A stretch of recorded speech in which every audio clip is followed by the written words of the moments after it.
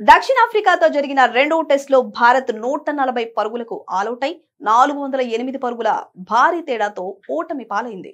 549 పరుగుల లక్ష్యంతో బరిలోకి దిగిన టీమిండియా కనీస పోరాటం కూడా చేయలేదు.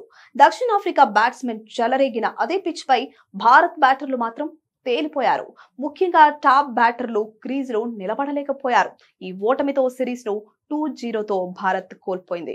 25 ఏళ్ల తరువాత తొలిసారిగా భారత్ పై దక్షిణాఫ్రికా టెస్ట్ సిరీస్ నెగ్గింది. ఈ టెస్ట్ ఓటమికి 5 ప్రధాన కారణాలేంటో ఇప్పుడు తెలుసుకుందాం. ఈ ఓటమికి అతిపెద్ద కారణం బ్యాటింగ్.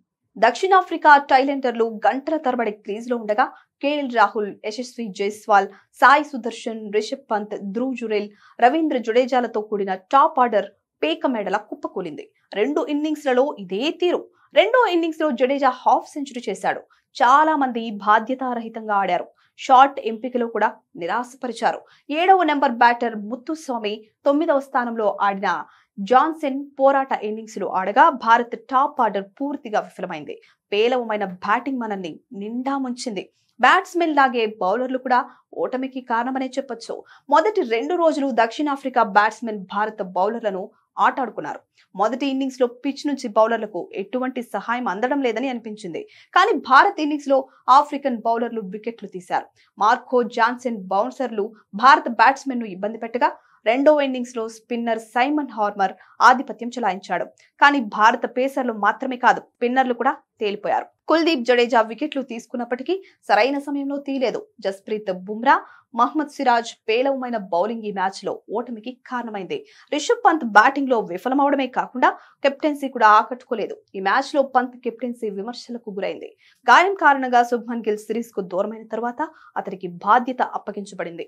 పంత్ తీసుకున్న చాలా నిర్ణయాలు అందరినీ ఆశ్చర్యపరిచాయి. మొదటి ఇన్నింగ్స్ లో నితీష్ రెడ్డితో 6 ఓవర్లు మాత్రమే బౌలింగ్ చేయించాడు. పంత్ నిర్ణయాన్ని భారత మాజీ క్రికెటర్ వ్యాఖ్యాత దినేష్ కార్తీక్ ప్రశ్నించారు.